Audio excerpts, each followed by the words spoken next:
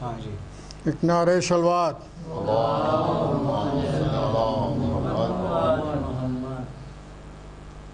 بسم اللہ الرحمن الرحیم. اکثر کہا رسول نے میں ہوں حسین سے، اکثر کہا رسول نے میں ہوں حسین سے، لیکن یہ قول راز مشیت بنا رہا، عقدہ کھلا یہ مار کے کربلا میں جا، سر دے کے شین دین و شریعت بچا لیا. ایک نعرہ صلوات.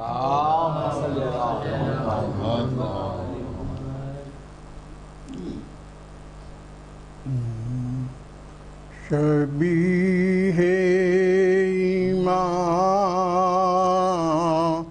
میں زمان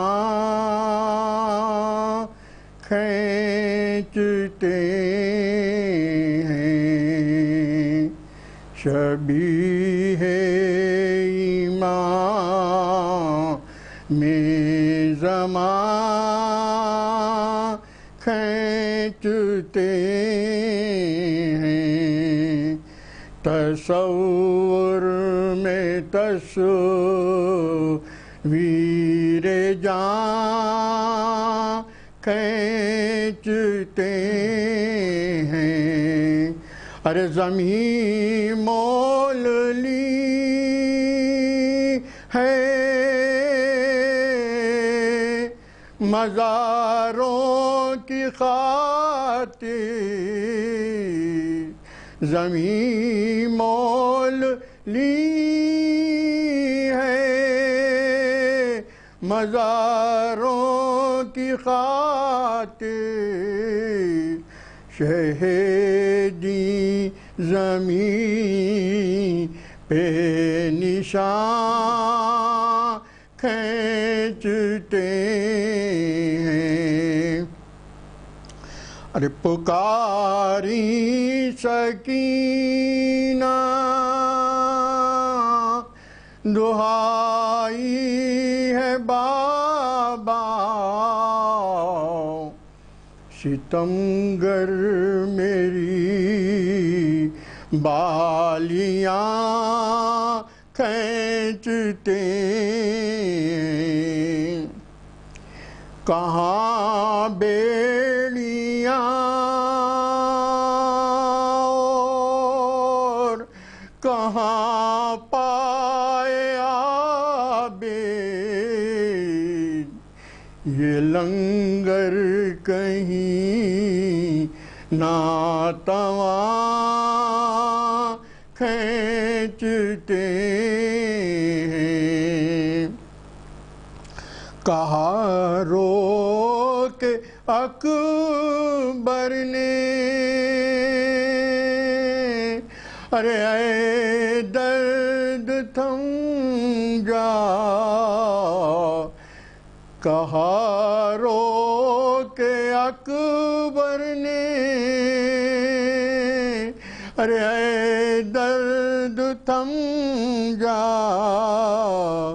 کلیجے سے باسنا کھینچتے ہیں. شبیہ ایمان میں زمان کھینچتے ہیں.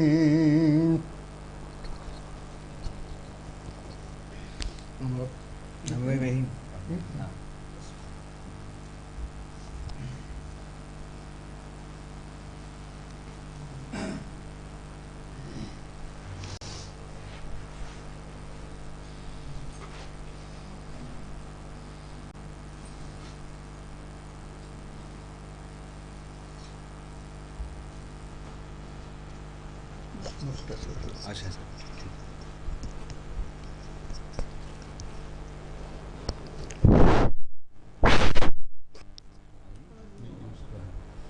اچھا اس کا اچھا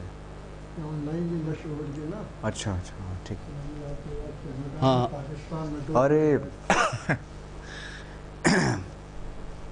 سوال باوض بلند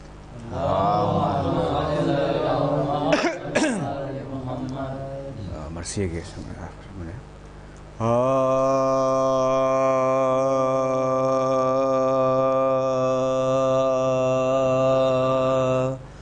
مدح حیدر کرتے ہیں اہل جفا کے سامنے مدح حیدر کرتے ہیں اہل جفا کے سامنے. ارے ہم چراغ اپنے جلاتے ہیں ہوا کے سامنے مدح حیدر کرتے ہیں اہل جفا کے سامنے. یا علی ہم نے کہا اور مشکلیں سب ٹل گئیں. یا علی ہم نے کہا اور مشکلیں سب ٹل گئیں. ارے مشکلیں ٹھہریں گی کیا مشکل کشا کے سامنے مدح حیدر کرتے ہیں اہل جفا کے سامنے. اور کوئی دنیا میں نہیں ہے مثل شاہ لافتہ.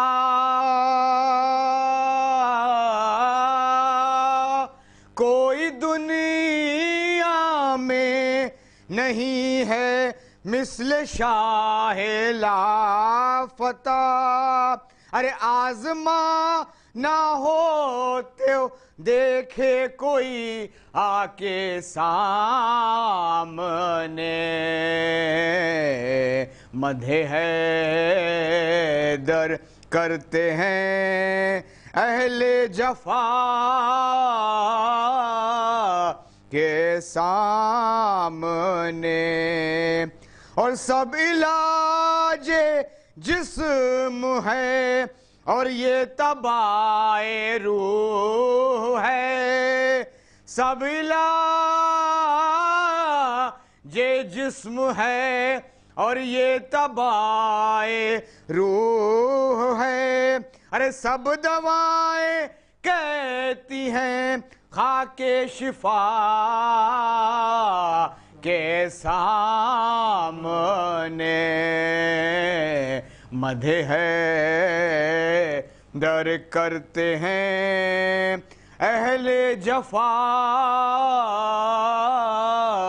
کے سامنے.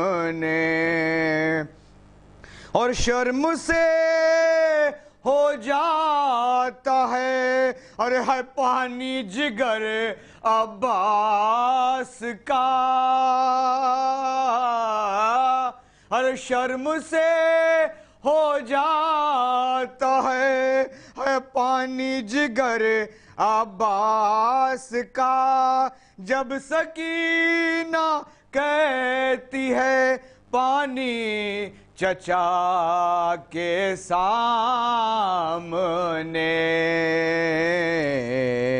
ارے مدھے ہے در کرتے ہیں اہل جفا کے سامنے، ارے ہم چراغ اپنا جلاتے ہیں ہوا کے سامنے،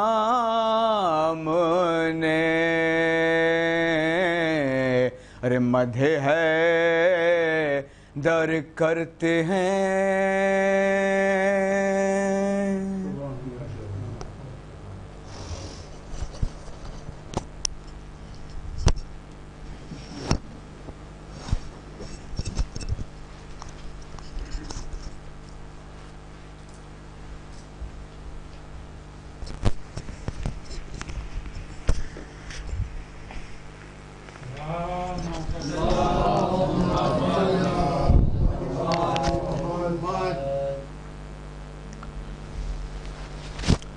فاتحہ۔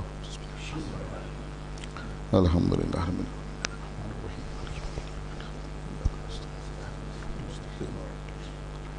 غیر المغضوب علیہم بسم اللہ الرحمن الرحیم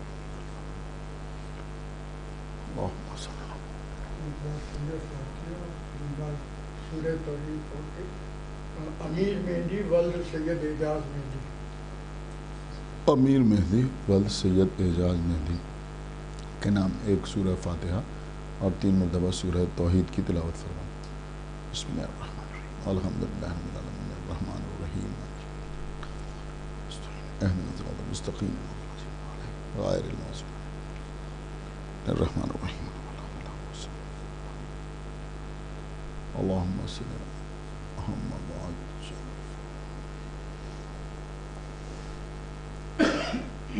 اعوذ باللہ السمیع العلی العظیم من الشیطان اللعین الرجیم بسم اللہ الرحمن الرحیم الحمد للہ الذی ہدانا لہذا وما کننا لنہتدی لولا ان ہدانا اللہ لقد جاءت رسل ربنا بالحق الصلاة والسلام على صاحب الدین والاسلام والحل والحرام والرکن والمقام والصلاة والصیام والسجود والقیام والشریعة والاحکام والحجة والبرہان والمحبت والعرفان والحق والبیان والکتاب والقرآن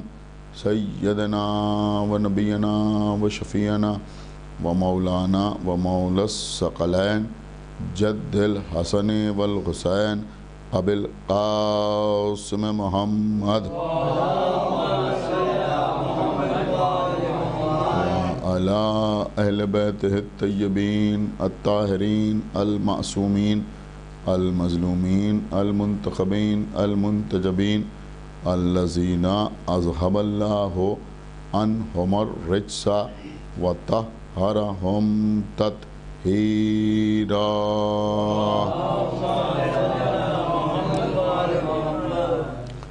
ولعنۃ اللہ علی اعدائہم وقتلتہم وغاصبی حقوقہم ومنکری فضائلہم ومصائبہم اجمعین من الآن الى یوم الدین۔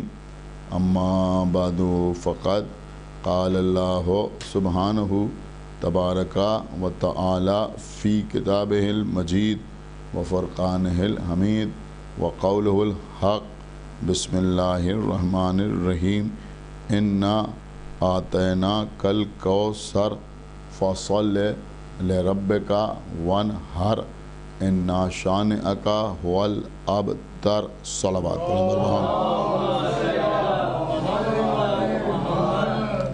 حضرات، یہ قرآن مجید کا سب سے مختصر یعنی سب سے چھوٹا سورہ ہے جو صرف اور صرف 3 آیات پر مشتمل ہے۔ ارشاد رب العزت ہو رہا ہے بسم اللہ الرحمن الرحیم کے بعد کہ انا آتینا کل کوثر، ہم نے آپ کو کوثر عطا کیا ہے۔ فصل لربک وانحر، اس کوثر کے، اس نعمت کے، اس انعام کے شکرانے کے طور پر آپ اپنے رب کے لیے نماز پڑھیں، وانحر اور قربانی پیش کریں۔ انا شانئک هو الابتر، آپ ابتر نہیں ہیں بلکہ آپ کے دشمن ابتر ہیں۔ عزیزوں، جب بھی سورہ کوثر کی تلاوت ہوتی ہے یا سورہ کوثر پر تقریر میں یا تحریر میں تبصرہ کیا جاتا ہے تو سب سے زیادہ جو بحث ہوتی ہے، جو مباحثہ ہوتا ہے، وہ لفظ کوثر کے معنی پر ہوتا ہے کہ کوثر کا مطلب کیا ہے، کوثر کا مفہوم کیا ہے۔ اگر آپ تفاسیر کا مطالعہ کریں تو آپ اس نتیجے پر پہنچیں گے کہ مفسرین نے کوثر کے ایک معنی بیان نہیں کیے، مختلف معنی، مختلف مفاہیم، مختلف مطالب لفظ کوثر کے بیان ہوئے ہیں۔ علامہ ابن کثیر جو تفسیر کے امام کہلاتے ہیں، ان سے لے کر علامہ ابو العلا مودودی تک، یعنی اس زمانے کے جو بہت ہی مستند سمجھے جاتے ہیں مفسر قرآن علامہ مودودی، جن کی تفسیر جس کا نام ہے تفہیم القرآن، بہت زیادہ اس وقت لوگوں کے درمیان مقبول ہے۔ ان تمام تفاسیر میں آپ دیکھیں تو کوثر کے الگ الگ معنی بیان ہوئے ہیں۔ کسی نے لکھا کہ کوثر سے مراد نہر کوثر ہے، یعنی جنت میں ایک نہر ہے جس کا نام کوثر ہے اور اس کا پانی شہد سے زیادہ شیریں ہے، دودھ سے زیادہ سفید ہے۔ علامہ مودودی نے تحریر کیا کہ اللہ نے جو پیغمبر سے کہا کہ ہم نے آپ کو کوثر عطا کیا ہے، اس سے مراد وہ حوض ہے جو روز قیامت زمین پر بنایا جائے گا، اور اس حوض میں اس نہر کوثر کا پانی لا کے ڈالا جائے گا، تو اس کو بھی کوثر کہا گیا ہے۔ حالانکہ عزیزوں، ایک جملہ کہہ کے آگے بڑھ جاؤں کہ اگر اس نہر کوثر کا پانی یہاں کسی حوض میں لا کے ڈال دیا جائے تو علامہ مودودی کے مطابق اسے بھی کوثر کہا جائے گا۔ تو اب اگر اس کربلا کی مٹی یہاں کہیں لا کر دفن کر دی جائے، ایک صلوات پڑھا بر محمد اور ہماری کسی بستی میں اس کو بھی کربلا کہا جائے تو یہ حیرت کی بات نہیں ہے۔ بہرحال میرا اس وقت موضوع الگ ہے، تو میں عرض یہ کر رہا تھا کہ کسی نے لکھا کہ کوثر سے مراد نہر کوثر ہے، کسی نے لکھا حوض کوثر ہے، کسی نے لکھا کوثر سے مراد شریعت ہے، کسی نے لکھا کوثر سے مراد رحمت ہے، کسی نے لکھا کوثر سے مراد امت ہے۔ تو بہت سے معنی کوثر کے بیان کیے گئے ہیں، لیکن دیکھیے اس وقت ظاہر سی بات ہے کہ کوئی طولانی مجلس نہیں پڑھنا ہے، اختصار پیش نظر ہے، لیکن میں چاہتا ہوں کہ آپ کے سامنے کوئی نہ کوئی بات عرض کر دی جائے جو آپ جائیں تو اپنے ساتھ لے کے جائیں۔ دیکھیے قبلہ کوثر کے معنی کیا ہیں، اگر یہ ہم سمجھنا چاہتے ہیں تو پہلے یہ دیکھنا پڑے گا کہ سبب نزول سورہ کوثر کیا ہے، یعنی سورہ کوثر کی شان نزول کیا ہے۔ قرآن مجید کے اکثر سورے اور اکثر آیات ایسی ہیں جو کسی خاص پس منظر میں نازل ہوئے یا آیات نازل ہوئیں۔ کسی نے پیغمبر پر کوئی اعتراض کیا تو قرآن کی کوئی آیت نازل ہو گئی، پیغمبر اسلام کسی جنگ کا ارادہ کرتے ہیں تو قرآن کا کوئی سورہ یا قرآن کی کوئی آیت نازل ہوتی ہے، پیغمبر کسی سے مباحثہ کرتے ہیں تو جواب دینے کے لیے قرآن کی آیتوں کا نزول ہوتا ہے۔ تو مختلف انداز ہیں، یا کبھی کسی نے کوئی عمل خاص انجام دیا، مثلا اہل بیت نے روٹیاں اٹھا کے دیں تو سورہ دہر نازل ہو گیا، مولا علی نے حالت رکوع میں انگوٹھی دی تو آیہ ولایت نازل ہوئی، منافقین نے پیغمبر کے پاس آ کر منافقانہ گفتگو کی تو سورہ منافقون نازل ہو گیا۔ تو اس کا مطلب یہ ہوا کہ اکثر سوروں کا کچھ خاص پس منظر ہوتا ہے۔ سورہ کوثر کا مسئلہ یہ ہے قبلہ کہ اور آیتیں اور سورے جو ہیں ان کے بارے میں تو مختلف آراء ہیں، کہ کسی نے لکھا کہ اس کی شان نزول یہ ہے، کسی نے لکھا شان نزول یہ ہے، کسی نے لکھا یہ ہے، کسی نے کہا اس وجہ سے نازل ہوا، کسی نے کہا اس وجہ سے، کسی نے کہا اس وجہ سے۔ لیکن سورہ کوثر کے نزول کے لیے یہ ایک اتفاق ہے کہ تمام کے تمام مفسرین، چاہے وہ شیعہ ہوں یا غیر شیعہ ہوں، جتنے بھی مفسرین ہیں کسی بھی مکتب فکر سے تعلق رکھتے ہوں، اس زمانے کے ہوں یا اس زمانے کے ہوں، سب نے سورہ کوثر کے نزول کے سلسلے میں ایک ہی واقعہ تحریر کیا ہے کہ یہ سورہ کیوں نازل ہوا۔ آپ کو پتہ وہ واقعہ کیا ہے؟ وہ واقعہ یہ ہے کہ ایک شخص تھا کہ جس کا نام تھا عاص ابن وائل۔ یہ آپ کو سب جگہ مل جائے گا، جتنی تفسیریں ہیں کہیں بھی آپ سورہ کوثر کو سرچ کریں اور دیکھیں تو آپ کو یہی ملے گا۔ ایک شخص تھا، اس کا نام تھا عاص ابن وائل۔ یہ پیغمبر اسلام سے گفتگو کر رہا تھا۔ بعض روایات کے اعتبار سے یہ مسلمان ہو گیا تھا، کلمہ پڑھ لیا تھا، لیکن منافق تھا، یعنی اس کے دل میں ایمان نہیں تھا۔ اس کی باتوں سے ابھی اندازہ آپ کو ہو جائے گا۔ تو یہ پیغمبر سے بات کر رہا تھا کھڑے ہو کے۔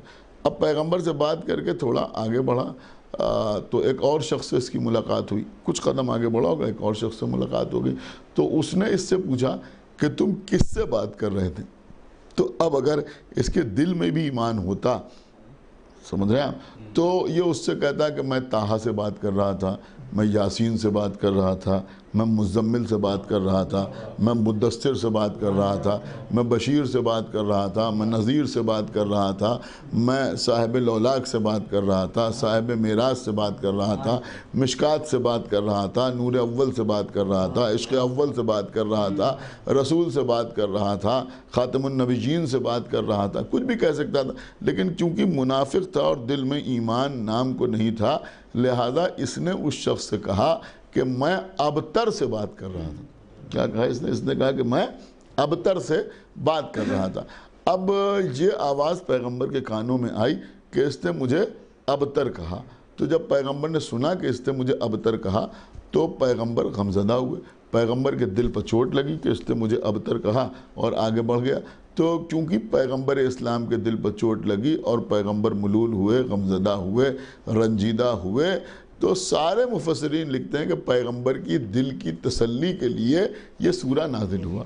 اور اللہ نے پیغمبر سے کہا، اور سورہ کو پڑھیے تو بات سمجھ میں بھی آتی ہے کہ اللہ نے پیغمبر سے کہا انا آتینا کل کوثر، ہم نے آپ کو کوثر عطا کیا ہے۔ اللہ کہہ رہا ہے کہ ہم نے آپ کو کوثر عطا کیا ہے۔ اب آپ ان کی فکر نہ کریں، آپ اپنے رب کے لیے نماز پڑھیں اور قربانی پیش کریں۔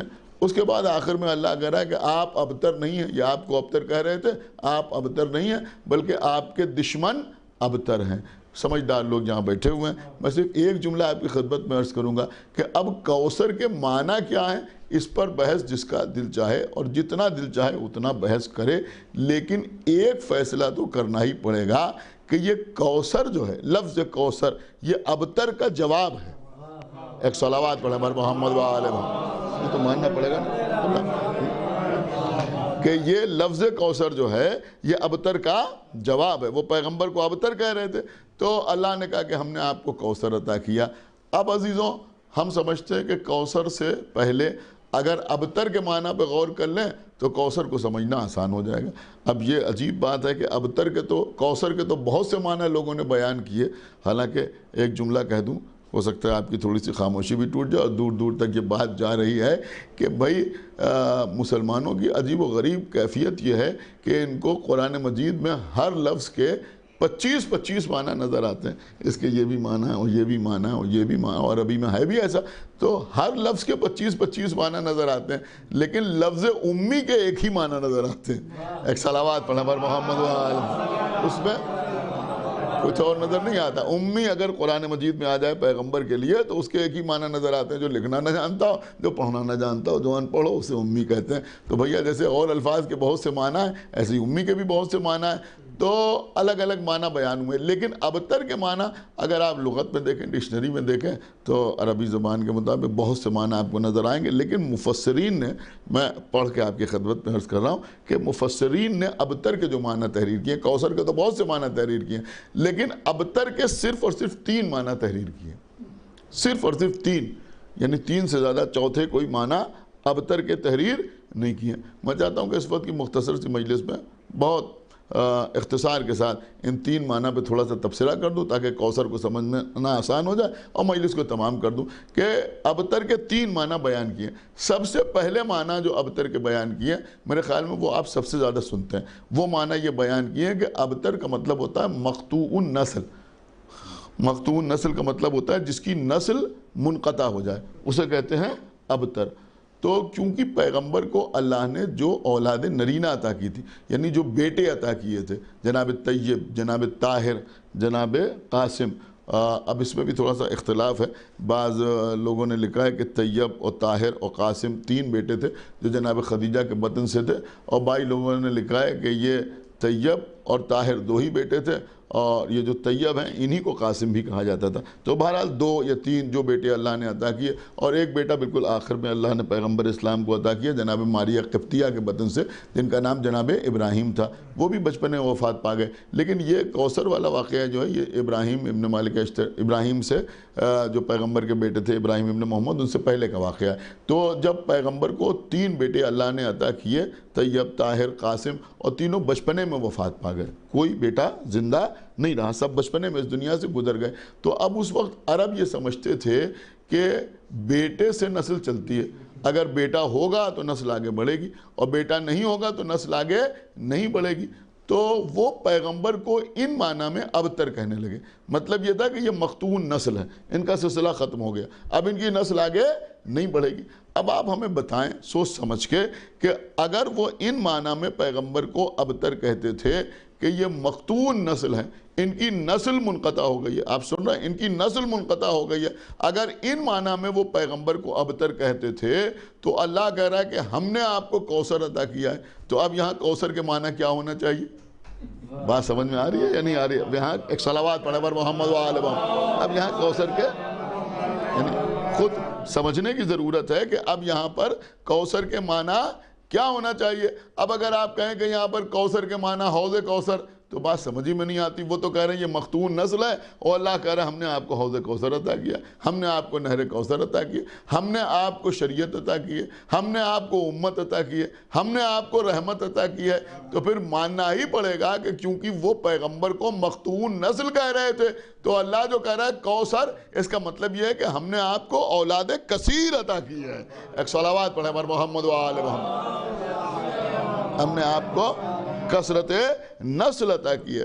دیکھیے عزیزو، یقیناً مجلس میں فضائل و مصائب پڑھے جاتے ہیں، اور یہی مقصد مجلس بھی ہے کہ مجلس پہ فضائل آل محمد بیان ہو اور مصائب آل محمد بیان ہو، اسی لیے مجلس ہوتی ہے۔ لیکن اسی مجلس کے ذریعے سے بہت سے میسیجز بھی دنیا تک پہنچ جاتے ہیں۔ آن لائن مجلس ہو رہی ہے، لہٰذا میں آپ کی خدمت میں عرض کروں گا کہ شاید اہل بیت اطہار سے عداوت کی وجہ سے یا ان سے دور رہنے کی وجہ سے لوگ اس مسئلے کو زیادہ بیان نہیں کرتے۔ میں سمجھتا ہوں کہ اس وقت تو اس بات کو زیادہ سے زیادہ بیان کرنے کی ضرورت ہے، اس لیے کہ اللہ نے جو پیغمبر کو اولاد کثیر عطا کی، جو کثرت نسل عطا کی، وہ کسی بیٹے سے نہیں عطا کی، بلکہ پیغمبر کی ایک بیٹی سے عطا کی، بیٹی ہی سے تو عطا کی۔ آپ میری بات سمجھ رہے ہیں نہیں سمجھ رہے ہیں؟ بیٹی سے عطا کی۔ دیکھیں اس وقت اب ہر طرف سے آواز آ رہی ہے کہ بیٹی بچاؤ اور بیٹی کی حفاظت کرو، بہت توجہ آپ حضرات کی چاہتا ہوں، اور اکثر لوگوں کی ذہنیت اسی طرح کی ہو گئی ہے کہ بھئی بیٹی سے نسل آگے نہیں بڑھتی، لہذا بیٹی اگر اکثر ایسا بھی ہوتا ہے کہ بیٹیوں کو بطن مادر ہی میں قتل کر دیا جاتا ہے، اور یہ ایک پرابلم لوگوں کے سامنے ہے اور تمام نعرے دیے جاتے ہیں۔ تو میں سمجھتا ہوں کہ اس وقت تو اس بات کو اور دنیا کے سامنے لانے کی ضرورت ہے کہ دیکھو اسلام یہ تعلیم دیتا ہے کہ سلسلہ نسل جو آگے بڑھتا ہے وہ صرف بیٹے سے نہیں بڑھتا، بیٹی سے بھی آگے بڑھتا ہے۔ ایک صلوات پڑھیں پر محمد و آل محمد، اسلام کی تعلیم۔ اور دیکھیے بڑی پریکٹیکل بات میں آپ کی خدمت میں عرض کر رہا ہوں، یہاں پڑھے لکھے لوگ بیٹھے ہوئے ہیں۔ آپ علامہ مودودی نے بھی یہ بات اپنی کتاب میں تحریر کی ہے، انہوں نے کہا کوثر کے یہ بھی معنی ہے، وہ بھی معنی ہے، وہ بھی معنی ہے، وہ بھی معنی ہے، اور پھر آخر میں لکھا کہ کوثر سے مراد ساری دنیا میں پھیلے ہوئے وہ تمام سادات ہیں، وہ تمام سادات ہیں کہ جو اپنے کو اولاد رسول کہتے ہیں۔ ایک صلوات پڑھیں پر محمد و آل محمد۔ اب آپ اس بات پر بھی غور کریں، دیکھیں چھوٹی سی بات ہے جو میں عرض کر رہا ہوں کہ تمام سادات، ساری دنیا میں جتنے سادات ہیں، کسی سے پوچھئے کہ تم کیوں سید ہو، جو بھی سید ہو اس سے پوچھئے کہ تم کیوں سید ہو۔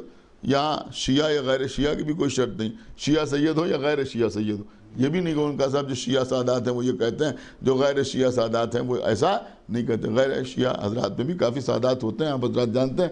کسی سے بھی آپ بات کیجیے، جو میں بات کہہ رہا ہوں بالکل کامن، کسی سے پوچھے کہ تم کیوں سید ہو، کیوں سید ہو، تو کہے گا صاحب اس لیے سید ہے کہ ہم اولاد رسول ہیں، رسول کی اولاد ہے اس لیے سید ہے۔ یہی تو معاملہ ہے نا، رسول کی اولاد ہیں لہذا سید ہے. ساری دنیا میں کسی کونے میں چلے جائیں, کسی شہر میں چلے جائیں, کسی بستی میں چلے جائیں, کسی قریے میں چلے جائیں, کسی ملک میں چلے جائیں, آپ کو تمام سادات ملیں گے. اب میں تھوڑا سا اور آسان کر دوں کہ ضروری نہیں ہے کہ واقعی سید ہو, اس سے آپ پوچھیں کوئی بھی سید ہو. آپ نے میری بات سمجھی, کوئی بھی سید ہو, بنائے ہوا ہی کیوں نہ ہو, لیکن آپ اس سے اگر پوچھیں کہ بھئی تم سید ہو تو کیوں سید ہو, تو وہ یہی جواب دے گا صاحب ہم اولاد رسول ہیں لہذا سید ہے. اب آپ ہمیں بتائیں کہ جب اولاد رسول سید ہے تو کوئی سید آپ کو دنیا میں ایسا ملا جو اپنے نام کے ساتھ محمدی لگاتا ہو؟ کبھی آپ کو دنیا میں کوئی ملا؟ ان کا بھئی یہ کون سید ہے؟ ان کا یہ محمدی ہے. محمدی نہیں ہے, مصطفی ہے. کوئی لگاتا ہے اپنے نام کے ساتھ, یعنی ہوتے ہیں محمدی مصطفی, لیکن سادات میں آپ کو کوئی نہیں ملے گا جو اپنے نام کے ساتھ محمدی لگاتا ہو یا مصطفی لگاتا ہو. میں نے کہا بھئی یہ سید ہیں, کیسے سید؟ میں نے کہا یہ احمدی ہیں. اور احمدی لکھیں تو اور غضب ہو جائے, ایک سلامات پڑھیں پر محمد و آل محمد. میری بات آپ سمجھ رہے ہیں, احمدی لکھیں تو اسلامی خطرے میں پڑ جائے. تو آج تو ایک ڈیزگنیشن بن گیا ان کا, احمدی حضرات کا. تو میں عرض یہ کر رہا تھا کہ نہ کوئی محمدی, نہ کوئی مصطفی, نہ کوئی احمدی. جتنے سادات آپ کو ملیں گے وہ اپنے نام کے ساتھ کیا ٹائٹل لگاتے ہیں. میں نے کہا یہ حسنی سید ہیں. ہوتا نہیں ہوتا, یعنی انڈیا میں تو میرے خیال میں حسنی سادات بہت کم ہیں, لیکن دیگر ممالک میں حسنی سادات بھی ہیں جو امام حسن علیہ السلام کی اولاد سے, جناب حسن مصنع کی اولاد ہیں, تو وہ حسنی سادات ہیں. تو یہ جو حسنی سادات ہیں یہ کیسے سید ہو گئے؟ تو ایک ہی دلیل ہے کہ بھئی یہ امام حسن کی اولاد ہیں, اور امام حسن بی بی زہرا کے بیٹے ہیں, اور بی بی زہرا رسول کی بیٹی ہیں. تو یہ حسنی سید ہیں. یہ کون ہے؟ کہ یہ حسینی سید ہیں. تو حسینی سید کا مطلب ہوتا ہے باقی تمام جو حسنی نہیں ہیں وہ سب, لیکن کچھ لوگوں کے نام میں حسینی لگتا ہے سادات کے. بہت سے لوگ ہیں جیسے ادھر غازی پور وغیرہ کی طرف بھی کافی حضرات ہیں جو اپنے کو حسینی سید کہتے ہیں. تو یہ حسینی جو لوگ اپنے نام میں لگاتے ہیں, یہ امام حسین علیہ السلام کی وجہ سے اس نسبت سے حسینی نہیں لکھتے ہیں, بلکہ امام زین العابدین علیہ السلام کے ایک فرزند تھے جناب حسین الاصغر, تو یہ ان کی اولاد ہیں. تو جو حسین الاصغر کی اولاد ہیں وہ اپنے کو حسینی لکھتے ہیں. تو آپ ان سے پوچھیں تم کیسے سید ہو گئے, تو ان کا جواب ہوگا ہم حسین الاصغر کی اولاد ہیں, اور حسین الاصغر امام زین العابدین کے بیٹے ہیں. امام زین العابدین علیہ السلام امام حسین کے بیٹے ہیں, امام حسین بی بی زہرا کے بیٹے ہیں, وہ رسول کی بیٹی ہیں, اسی لیے تو سید ہے نا. یہ کون ہے؟ کہ یہ عابدی سید ہیں. تو یہ بھی اپنا رشتہ امام زین العابدین سے جوڑتے ہیں کہ ہم امام زین العابدین کے بیٹے, وہ امام حسین کے بیٹے, اور وہ بی بی فاطمہ زہرا کے بیٹے, اور بی بی فاطمہ زہرا رسول کی بیٹی. ہمارے جیسے لوگ زیدی سید, یہ کیسے سید ہو گئے؟ کہ بھئی یہ زید شہید کی اولاد ہیں, اور زید شہید جو ہیں وہ چوتھے امام زین العابدین کے فرزند ہیں. تو یہ مخصوص معاملہ ہے حسینی اور زیدی حضرات کا کہ وہ اپنے کو حسین الاصغر سے منسوب کرتے ہیں یا اپنے کو زید شہید سے منسوب کرتے ہیں. میرے عرض کرنے کا مقصد یہ ہے کہ جو زیدی ہے, یہ جو حسینی دنیا میں ہے, کسی بھی مسلک سے تعلق رکھتے ہوں ان کے ساتھ یہی ٹائٹلز آپ کو ملیں گے. سمجھ رہے ہیں؟ اس کے علاوہ کچھ اور نہیں ملے گا. یہ تقوی ہیں, یہ جوادی ہیں. تقوی اور جوادی ایک ہی ہوتے ہیں, اس لیے کہ ہمارے نویں امام کا ایک لقب تقی بھی ہے اور ایک لقب جواد بھی ہے. تو بہت سے لوگ تقوی لکھتے ہیں, کچھ لوگ اپنے کو جوادی لکھتے ہیں. اسی طرح سے ساتویں امام کی اولاد سے جو ہیں تو ہندوستان میں کاظمی لکھنے کا رواج زیادہ ہے. عرب ممالک میں جائیے تو وہاں موسوی لکھنے کا رواج زیادہ ہے. تو موسوی ہوں, کاظمی ہوں, جتنے بھی سادات ہیں سب کا رشتہ کہاں جا کے ختم ہوتا ہے؟ سلسلہ تمام ہوتا ہے بی بی زہرا پر. اور ہر ایک یہ کہتا ہے کہ بھئی ہم بی بی زہرا کی اولاد ہیں, وہ رسول کی بیٹی ہیں, لہذا ہم اولاد رسول ہیں. دیکھیں ایک بات بہت خاص میں آپ کی خدمت میں عرض کر رہا ہوں کہ اب جو کچھ لوگ کہتے ہیں کہ صاحب رسول اللہ کی چار بیٹیاں تھیں, بہت توجہ آپ حضرات کی چاہتا ہوں. میں نے کہا بی بی فاطمہ زہرا 4 میں 1 تھی, رسول کی 3 بیٹیاں اور بھی تھیں. اب یہ بحث بالکل الگ ہے, اور میں ہر مجلس میں یہ کوشش ضرور کرتا ہوں کہ کسی ایسی کتاب کا نام بتاؤں کہ سننے والوں میں ہو سکتا ہے کسی میں ذوق مطالعہ پیدا ہو جائے. یہ بھی ہمارے اور دوسروں کے درمیان ایک بحث کا موضوع ہے ہمیشہ سے کہ رسول کی 4 بیٹیاں تھیں اور رسول کی 1 بیٹی تھی. میں سمجھتا ہوں کہ اردو زبان میں اس کے اوپر سب سے بہتر جو بحث کی ہے, میں نے بہت سی کتابوں میں یہ بحثیں پڑھی قبلہ, لیکن سب سے اچھی بحث جو کی ہے وہ مولانا اولاد حیدر فوق بلگرامی نے کی ہے, جو بڑے زبردست عالم تھے. فوق بلگرامی صاحب نے بڑے کام کیے ہیں, یعنی بہت کتابیں لکھی ہیں فوق بلگرامی صاحب نے, اور تقریباً ہر امام کے سلسلے میں بڑی مفصل قسم کی کتابیں ان کی ہیں, اور اس میں بڑا ریسرچ ورک ہے ان کا. تو ان کی ایک کتاب ہے سیرت فاطمۃ الزہرا. تو سیرت فاطمۃ الزہرا نام سے جو انہوں نے کتاب لکھی ہے, اس میں تقریباً 32 صفحات میں یعنی 32 پیجز میں انہوں نے بڑی مدلل بحث کی ہے اس بات کے اوپر کہ بی بی فاطمہ زہرا رسول کی اکلوتی بیٹی تھی. تو بہرحال یہ ساری بحثیں تو علماء کرتے رہتے ہیں اور بڑے بڑے علماء نے اس کے اوپر بحث کی ہے. لیکن میں دوسری بات آپ کی خدمت میں عرض کر رہا ہوں کہ ساری دنیا میں جتنے سادات پھیلے ہوئے ہیں جو اپنے کو اولاد رسول کہتے ہیں یعنی رسول کی اولاد اپنے کو کہتے ہیں, وہ سب کے سب اپنا سلسلہ جوڑتے ہیں بی بی فاطمہ زہرا سے. اب آپ بتائیے کہ اگر رسول کی 4 بیٹیاں تھیں, توجہ چاہتا ہوں آپ حضرات کی, تو کہیں کسی کونے خدرے سے کوئی سید تو سامنے آئے جو کہے کہ ہم رسول کی اس بیٹی کی اولاد ہیں یا اس بیٹی کی اولاد ہیں یا اس بیٹی کی اولاد ہیں. اب کسی کا سامنے نہ آنا یہ بتاتا ہے کہ سب اس بات کو قبول کرتے ہیں کہ نہ فاطمہ کے علاوہ رسول کی کوئی بیٹی ہے نہ حسنین کے علاوہ رسول کا کوئی بیٹا ہے. ایک صلوات پڑھے بر محمد و آل محمد. ایک صلوات اور پڑھ دے بر محمد و آل محمد.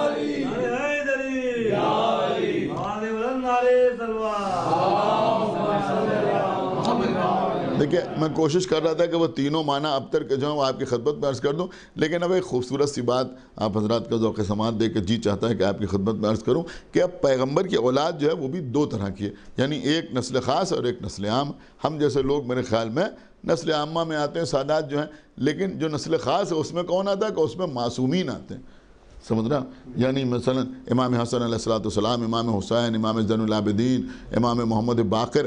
اب دیکھیں یہاں پر ایک سوال ضرور پیدا ہوتا ہے اور خدا کے لیے سنیں گے اور میں سمجھتا ہوں کہ آپ حضرات نہ سمجھیں گے تو کون سمجھے گا اس بات کو کہ دیکھیے اللہ پیغمبر سے کہہ رہا ہے ہم نے آپ کو اولاد کثیر عطا کی, کثرت نسل عطا کی, اور اولاد کثیر کے طور پر ابھی ہم نے آپ کی خدمت میں عرض کیا صرف ایک بیٹی عطا کی, بی بی فاطمہ زہرا. تو اس کا مطلب یہ ہوا کوثر سے مراد کون ہے کہ بی بی زہرا, یہی تو ہوئی نا کوثر سے مراد. اب آپ مجھے بتائیں کہ ایک بیٹی کو اللہ نے کوثر کیسے کہہ دیا؟ قابل غور بات ہے یا نہیں ہے؟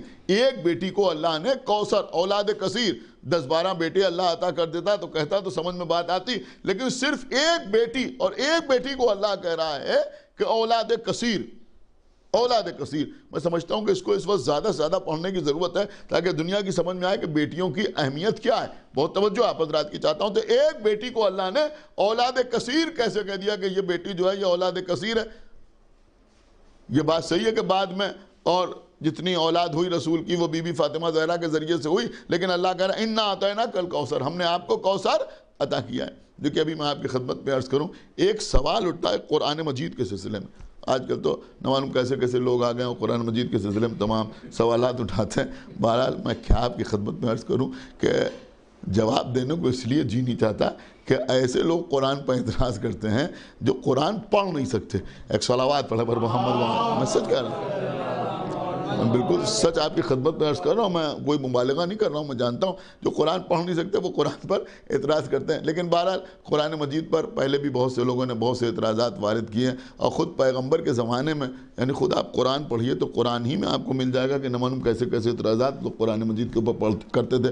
کوئی کہتا تھا کہ یہ شاعری ہے, اور کوئی کہتا تھا رسول اللہ نے خود بنا کے پیش کر دیا ہے, اور کوئی کہتا تھا کہ یہ کیا ہے اساطیر الاولین ہے یعنی گزرے ہوئے لوگوں کی داستانیں ہیں, اس کے علاوہ کیا ہے. تو بہت سے اعتراضات قرآن مجید کے اوپر ہوئے. ایک اعتراض قرآن پہ اور ہوتا ہے, وہ آپ کو پتہ ہے کیا ہے؟ وہ یہ ہے کہ قرآن مجید میں ایک سورہ ہے, سورہ قدر, اور سورہ قدر میں خداوند عالم ارشاد فرما رہا ہے کہ اِنَّا أَنزَلْنَاهُ فِي لَيْلَةِ الْقَدْرِ, ہم نے اس قرآن کو لیلۃ القدر میں نازل کیا.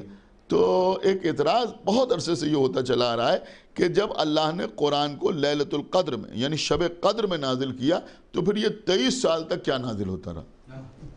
دیکھیں سوال بہت اہم, خالی ہوئی نہیں بھئی. جب قرآن مجید جو ہے وہ شب قدر میں نازل ہوا تو پھر اب یہ 23 سال تک جو سورہ نازل ہوئے, جو آیتیں نازل ہوئیں پیغمبر اسلام کے اوپر, مکی آیتیں ہیں, مدنی آیتیں ہیں, مکی سورے ہیں, مدنی سورے ہیں, تو پھر یہ کیا ہے؟ پورا قرآن جو ہے وہ تو شب قدر میں نازل ہو گیا. تو اب کیا ہے؟ تو عزیزو ہمارے ائمہ تحریر نے اس کا حل پیش کیا اور ہمارے علماء نے اس کو تحریر کیا. انہوں نے لکھا کہ قرآن کے 2 نزول ہیں. دیکھیں قرآن سمجھ میں آ جائے تو عظمت زہرا سمجھ میں آ جائے. انہوں نے کہا کہ قرآن کے 2 نزول ہیں, ایک ہے نزول دفع, ایک ہے نزول دفعی, اور ایک ہے نزول تدریجی. نزول دفعی کا مطلب یہ ہے کہ مکمل قرآن یعنی اصل قرآن, یا یوں سمجھیں کہ علم قرآن جیسے بھی آپ سمجھ لیں, پیغمبر پر شب قدر میں نازل ہوا. یہ کیا ہے کہ یہ قرآن کا نزول دفی ہے، یعنی ایک ساتھ۔ ہمارے چھٹے امام نے فرمایا کہ شب قدر میں جو قرآن پیغمبر پر نازل ہوا وہ رات بھر میں نازل نہیں ہوا، بلکہ ایک لمحے میں پیغمبر اسلام کے اوپر مکمل قرآن شب قدر میں نازل ہو گیا۔ اس سے کوئی انکار کر نہیں سکتا، اس لیے کہ خود قرآن میں کہا جا رہا ہے، لیکن قرآنی میں یہ بھی کہا جا رہا ہے کہ ہم نے اس کو دھیرے دھیرے کر کے نازل کیا۔ تو پھر یہ دونوں نزول کیا ہیں؟ تو انہوں نے کہا کہ ایک نزول دفی ہے، ایک نزول تدریجی ہے۔ تدریجی کا مطلب کیا ہوا کہ مکمل علم قرآن، یا یوں سمجھیں کہ اصل قرآن پیغمبر پر شب قدر میں نازل ہو گیا، لیکن بعد میں جو جبرائیل آتے رہے تو یہ سوروں کا اور آیتوں کا جو نزول ہوا یہ حقیقت میں نزول نہیں ہے بلکہ ظہور ہے۔ بہت توجہ آپ حضرات کی چاہتا ہوں۔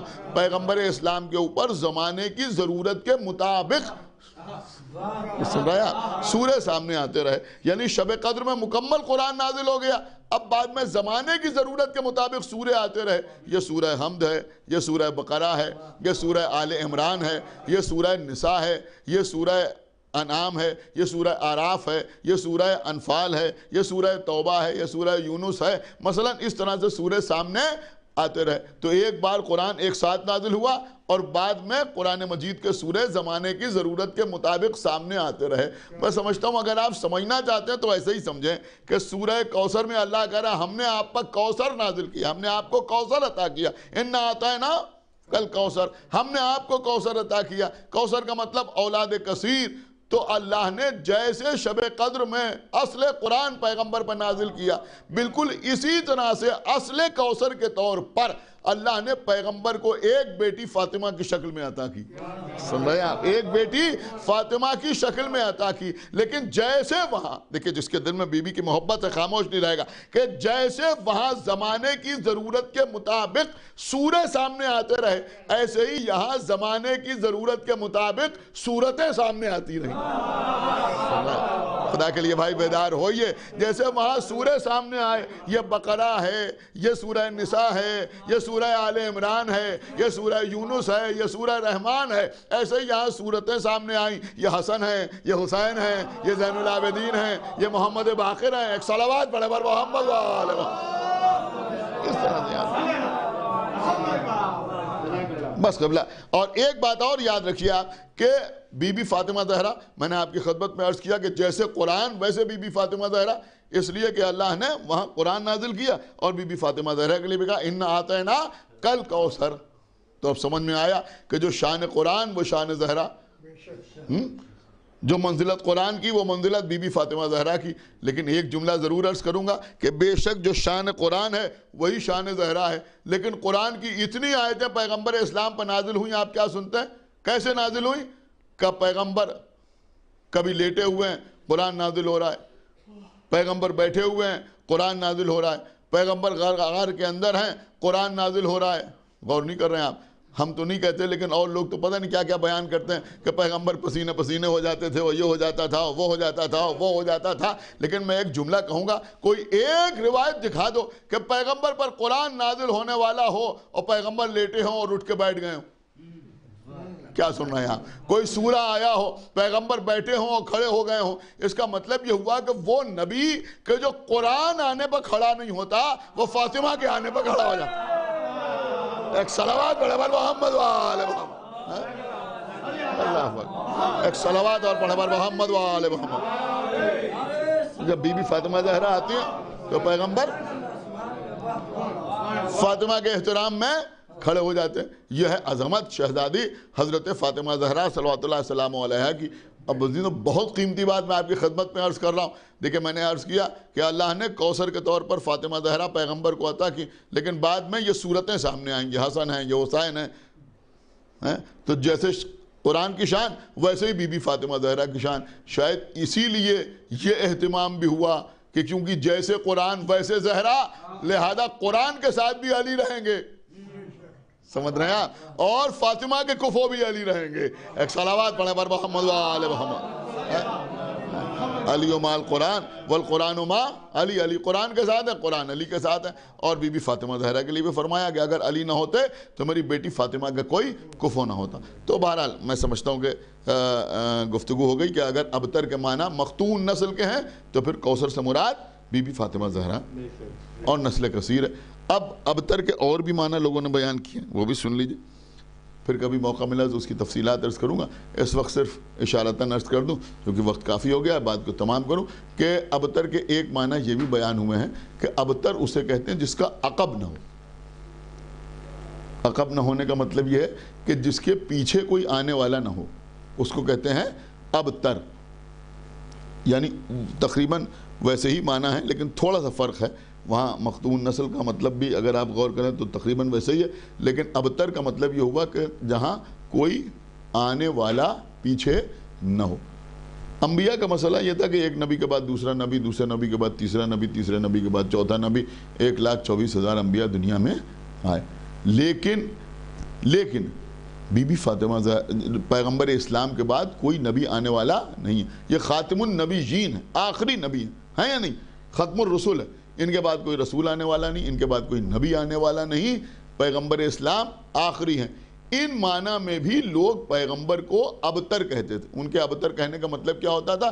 ان کے ابتر کہنے کا مطلب یہ ہوتا تھا کہ ان کے بعد کوئی آنے والا نہیں ہے، ان کے پیچھے کوئی آنے والا نہیں ہے.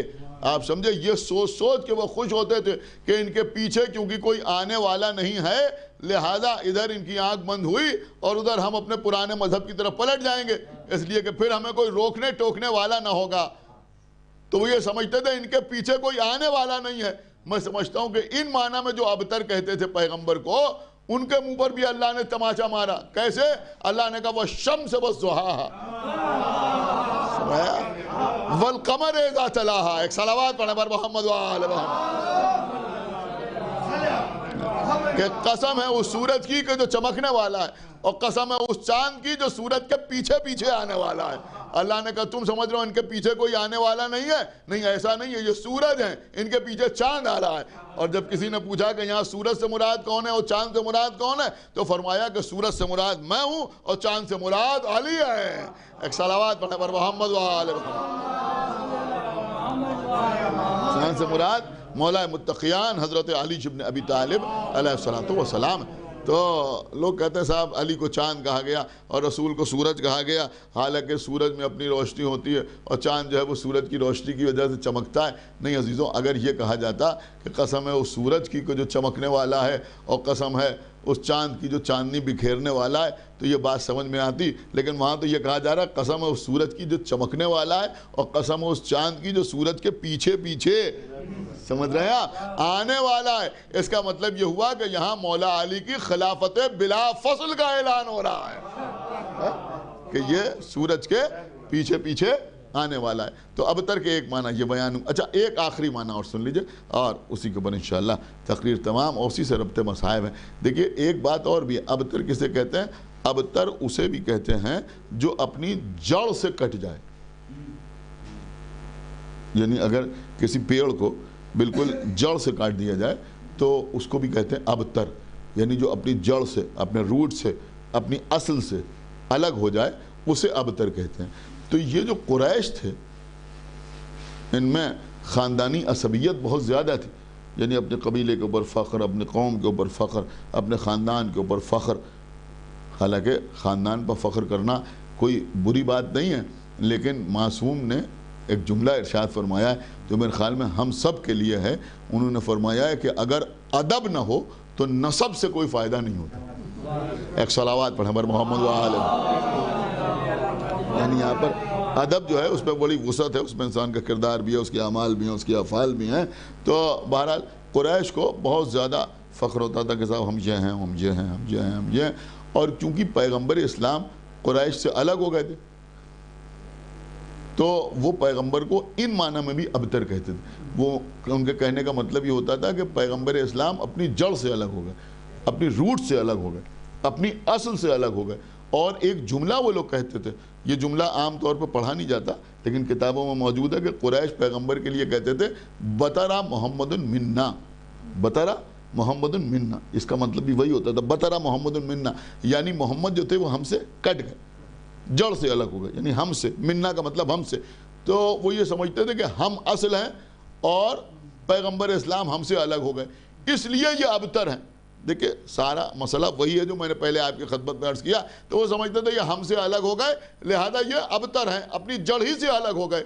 جملہ کہہ رہا ہوں کہ وہ منا منا کہہ کے بہت زیادہ خوش ہوتے تھے. بطرا محمد منا, بطرا محمد منا, بطرا محمد منا. شاید اسی منا کا جواب دینے کے لیے نبی نے فرمایا حسین منی وانا من الحسین.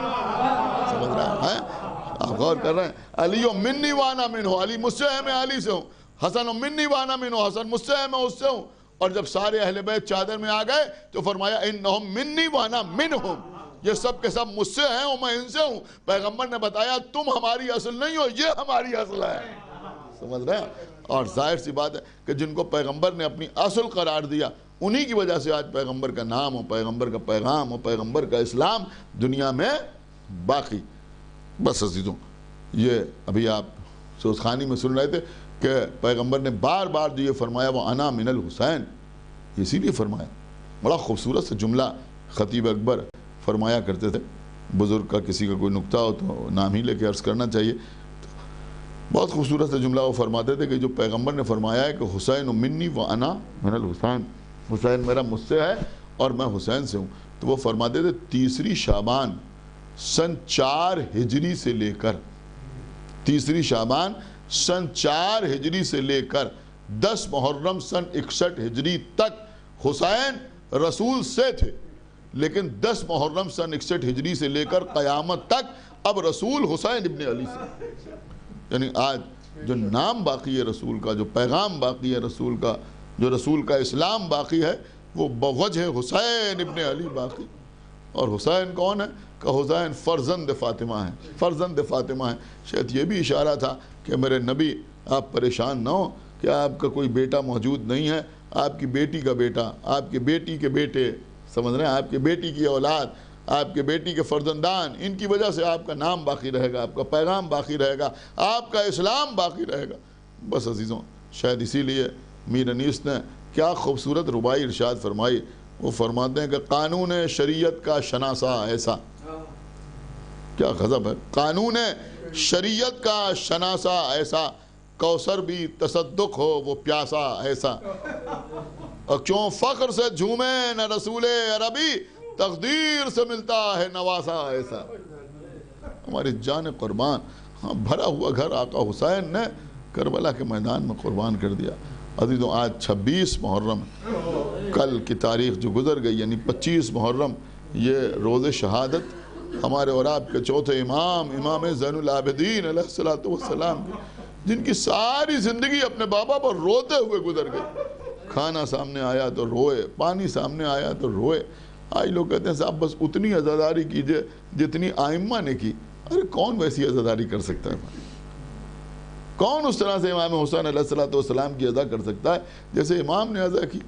ہم مجلس کر سکتے ہیں نا, ماتم کر سکتے ہیں, ہم رو سکتے ہیں, سر جھکا کے رو سکتے ہیں, خاموشی سے رو سکتے ہیں, زانو پہ ہاتھ مار کے رو سکتے ہیں, بلند آواز سے رو سکتے ہیں, سر پیٹ کے رو سکتے ہیں, سینے پہ ہاتھ مار کے رو سکتے ہیں, منہ پہ تماچے مار کے رو سکتے ہیں. لیکن کیا ہم حسین کے غم میں خون رو سکتے ہیں؟ لیکن امام زین العابدین علیہ السلام جو خون کے آنسو رو رہے ہیں. عزیزوں آپ ذرا غور کیجئے کہ ہم بھی روتے ہیں, تبرکات کو دیکھ کے روتے ہیں. لیکن کن تبرکات کو دیکھ کے روتے ہیں؟ یہ جھولا شہزادے علی اصغر کے نام پر سجایا گیا ہے, اس کو دیکھتے ہیں تو ہم روتے ہیں. ہر جھولے کو دیکھ کے نہیں روتے, ہر گہوارے کو دیکھ کے نہیں روتے. یہ گھوڑا امام حسین کی ذوالجناح کی شبیہ بنایا گیا ہے تو اس کو دیکھ کے ہماری آنکھوں میں آنسو آتے ہیں, اس لیے کہ اس کے پیروں کو اس طرح سے بنایا گیا کہ لگتا ہے خون آلود ہیں.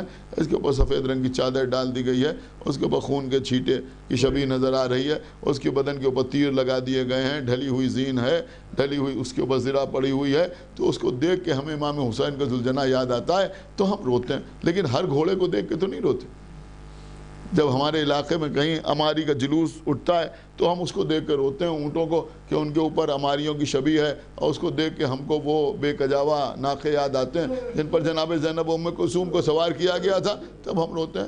لیکن جناب سید سجاد کا تو عالم یہ تھا کہ کوئی بھی پانی سامنے آ گیا, پانی کو دیکھا تو روئے, وضو کے لیے پانی ہاتھ میں لیا تو روئے, کھانا سامنے آیا تو روئے. انتہا یہ ہے کہ کسی کے ہاتھ میں نیزہ دیکھا تو رونے لگے. کسی نے پوچھا مولا نیزہ دیکھ کے کیوں روئے؟ کہ جب نیزہ دیکھتا ہوں تو وہ نیزہ یاد آتا ہے خولی کا جس پر ہمارے بابا کا سر نصب کیا گیا تھا۔ کسی کے ہاتھ میں خنجر دیکھا تو روئے۔ کسی نے پوچھا مولا یہ خنجر دیکھ کے کیوں روئے؟ کہ جب خنجر دیکھتا ہوں تو شمر کا خنجر یاد آ جاتا ہے جو ہمارے بابا کی گردن پہ چلا تھا۔ عزیزوں امام کا عالم ہی یہی تھا، ہر وقت روتے رہتے تھے، گریا کرتے رہتے تھے، آنسو بہاتے رہتے تھے، لیکن اسی گریے کے دوران امام نے وہ بیش بہا سرمایہ بھی ہم کو دیا جسے صحیفہ سجادیہ کہا جاتا ہے، زبور آل محمد کہا جاتا ہے، جو دعاؤں کا مجموعہ ہے، جس میں امام نے بتایا کہ دیکھو اپنے رب سے گفتگو کرو تو کس طریقے کے ساتھ گفتگو کرو، کس انداز سے گفتگو کرو۔ بس عزیزوں چند جملے مصائب کے اور مجلس تمام ہو رہی ہے کہ ہمارے چوتھے امام زندگی بھر روئے، کربلا کی ایک ایک مصیبت کو یاد کر کے امام روئے، لیکن کچھ باتیں ایسی تھیں کہ جس کا صدمہ کچھ زیادہ ہی تھا آپ کے چوتھے امام کو۔ جب معلوم ہوا کہ مختار قاتلان حسین سے انتقام لے رہے ہیں تو ہونٹوں پر تبسم آیا، لیکن یہ نہیں پوچھا کہ شمر کو مارا یا نہیں مارا، پسر سعد کو قتل کیا یا نہیں قتل کیا، عمر سعد کو مارا یا نہیں مارا، ابن زیاد قتل ہوا یا نہیں قتل ہوا، حسین ابن نمیر کو مارا یا نہیں مارا، سنان ابن انس کو مارا یا نہیں مارا، بلکہ پوچھا تو کیا پوچھا کہ ہرملہ بھی مارا گیا یا نہیں مارا گیا۔ اس سے اندازہ ہوا کہ 6 مہینے کے بچے کی شہادت کا صدمہ امام زین العابدین علیہ السلام کو بہت زیادہ تھا، اور میں کہوں گا کیوں نہ ہو، اس لیے کہ جب حسین رخصت آخر کے لیے آئے تھے تو کیا فرمایا تھا، بیٹا سید سجاد جب قید شام سے چھوٹ کے مدینے جانا تو ہمارے شیعوں کو ہمارا سلام کہہ دینا، اور اس سے یہ کہہ دینا کہ شرط وفا یہ ہے کہ جب ٹھنڈا پانی پینا تو ہماری پیاس کو یاد کر لینا، اور پھر فرمایا ان سے کہہ دینا میں نے تمہیں اس وقت بہت یاد کیا جب میرے ہاتھوں میں میرا 6 مہینے کا بچہ تھا، میں اپنے بچے کے لیے پانی مانگ رہا تھا لیکن اسے 3 بال کے تیر کا نشانہ بنایا گیا۔ تو ایک تو شہزادے علی اصغر کی شہادت کا صدمہ تھا، دوسرا صدمہ کس بات کا تھا کہ جب کسی نے پوچھا کہ مولا سب سے زیادہ مصیبتیں کہاں پڑیں تو امام نے کربلا کا نام نہیں لیا، کوفے کا نام نہیں لیا، بلکہ فرمایا الشام الشام الشام، 3 مرتبہ شام کا نام لیا، اور پھر فرمایا کہ شام کا بھرا ہوا دربار تھا جہاں میری پھوپھی زینب کے سر پر ردا موجود نہ تھی، جہاں میری پھوپھی ام کلثوم بے مخنو چادر تھی، جہاں تعارف کرایا جا رہا تھا، شمر ملون کہہ رہا تھا یہ ام لیلہ ہیں، یہ ام رباب ہیں، یہ سکینہ ہیں، یہ رقیہ ہیں۔ بس عزیزو مجلس تمام ہو رہی ہے تو ایک تو بی بی زینب کی بے ردائی کا صدمہ، 6 مہینے کے بچے کی شہادت کا صدمہ، اور تیسرا سب سے اہم صدمہ پتہ ہے آپ کو کیا تھا؟ جب امام بازاروں میں نکلتے تھے اور دیکھتے تھے کہ کوئی قصاب کسی گوسپند کو لے جا رہا ہے ذبح کرنے کے لیے، تو اس سے کہتے تھے بھائی تو اسے ذبح کرے گا؟ تو وہ کہتا تھا ہاں اسی غرض سے لے کے جا رہا ہوں۔ تو امام فرماتے تھے دیکھ جب جانور کو ذبح کرنا تو پہلے پانی پلا لینا، تو وہ کہتا تھا مولا ہم اس وقت تک جانور کو ذبح نہیں کرتے جب تک پانی نہ پلا لیں۔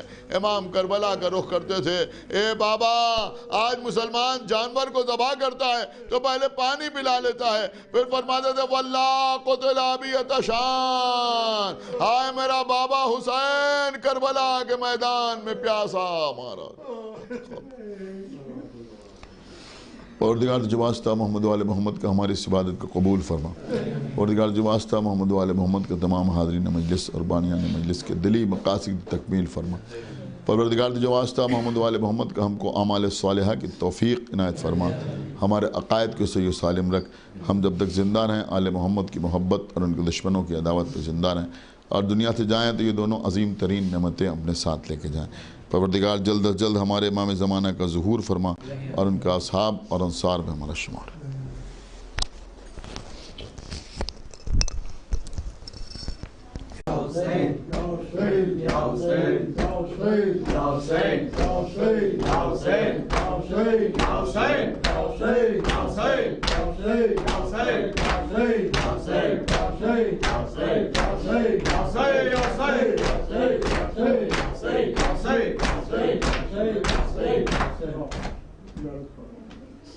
السلام علیکم یا ابا عبداللہ، السلام علیکم یا رسول اللہ، السلام علیکم یا نبی اللہ، السلام علیکم ورحمۃ اللہ وبرکاتہ، السلام علیکم یا غریب الغرباء، السلام علیکم یا معین الضعفاء والفقراء، السلام علیکم یا شمس الشموس، السلام علیکم یا انیس النفوس، السلام علیکم ایھا المدفون بارض الطوس، السلام علیکم یا مبرز الشیعۃ والدوار فی یوم الجزاء، السلام علیکم سلطان العرب العجم علی ابن موسیٰ رضا روحی و جسمی لگن فدا ورحمۃ اللہ وبرکاتہ. السلام علیکم یا صاحب العصر والزمان الامان الامان الامان. السلام علیکم یا خلیفۃ الرحمن. السلام علیکم یا شریک القرآن. السلام علیکم یا مظہر الایمان. السلام علیکم امام زمانہ ھذا اجل اللہ فرجک وصلی اللہ مخرجک وظہورک ورحمۃ اللہ وبرکاتہ.